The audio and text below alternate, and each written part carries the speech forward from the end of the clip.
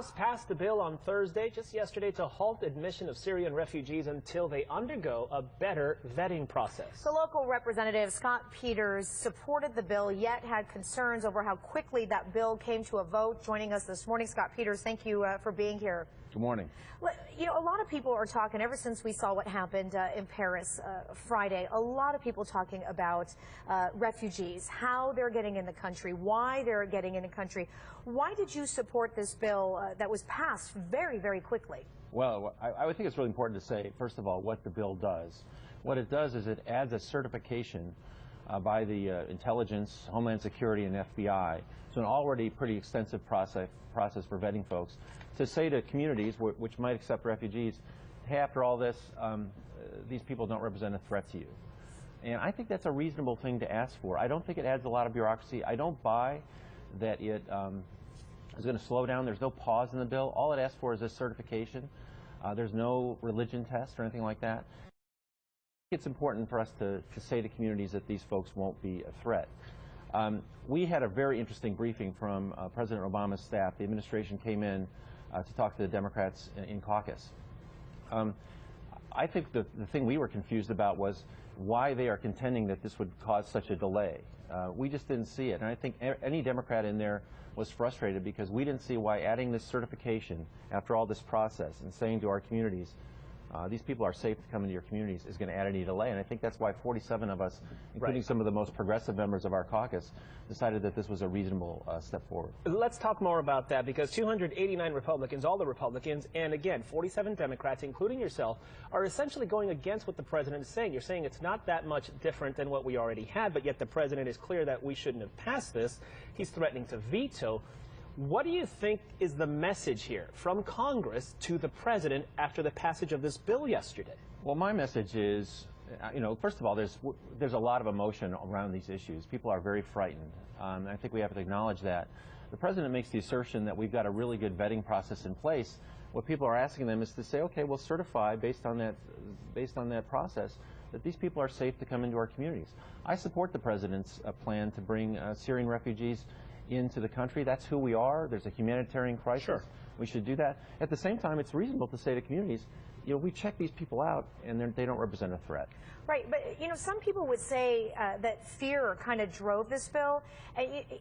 Even some of the suspected terrorists, they were French nationals. They had passports. Yeah. They could have gotten into this country based on the checks that we have right now.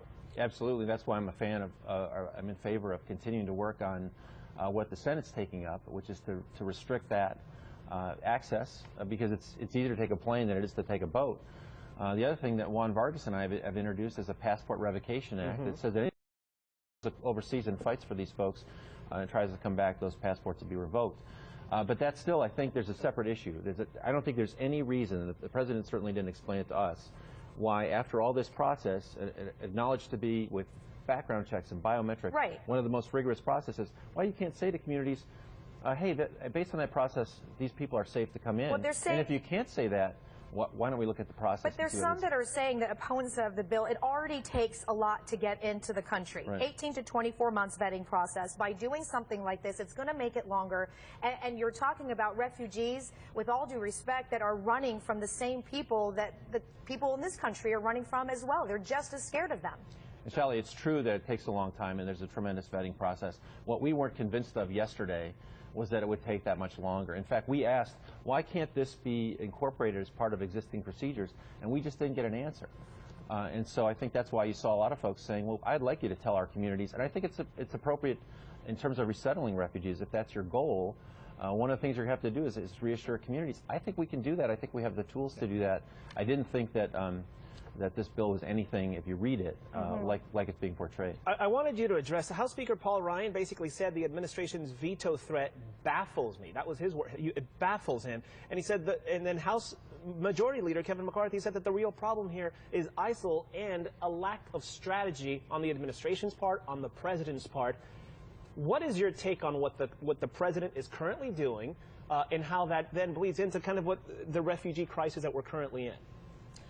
Well, I mean, they're related. They are somewhat separate issues. As far as the veto threat being baffling, like I said, Raul, I don't think that the law, as it's written, providing these certifications, changes the process very much and is worth the fight that's being picked over it. I actually think it's a good thing to make that certification to communities where these folks may not be resettled, and I think to do it. By the way, 98% of the refugees from Syria and Iraq who've been resettled are women, children, and the elderly. Right. So it ought to be easy to make that certification. Right. So I guess in that sense, I Sure. find it baffling myself too. And playing devil's advocate, some folks would say, but it's that 2% we need to worry about.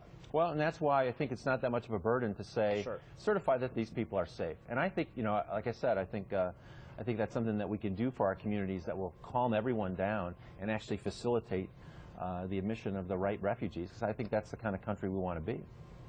One last question for you, because obviously the United States, it's a country that has always welcomed those fleeing oppressive governments.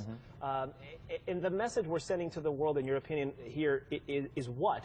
When you also see France making a statement, and they were the victims of this attack. France is basically saying, we're still welcoming in these people. Right. I think, again, I would support the president's effort to admit 10,000 Syrian refugees. I think it could be expanded.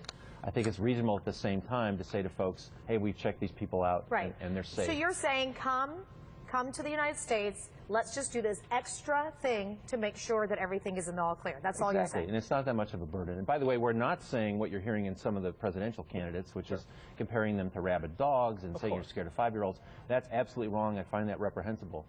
This is a reasonable approach. I think it's a way to bridge the gap between our mission, as you know, as it says in the Statue of Liberty, the kind of country we are, and the legitimate fears of people about the terrorism that they've seen in France. It's very reasonable. I just think it made a lot of sense, and that's why I and many of my Democratic colleagues who heard the presentation from the president's team felt that this was an appropriate thing to do. Representative Scott Peters, we thank you for your time this morning. Thanks, and have a great Thanksgiving.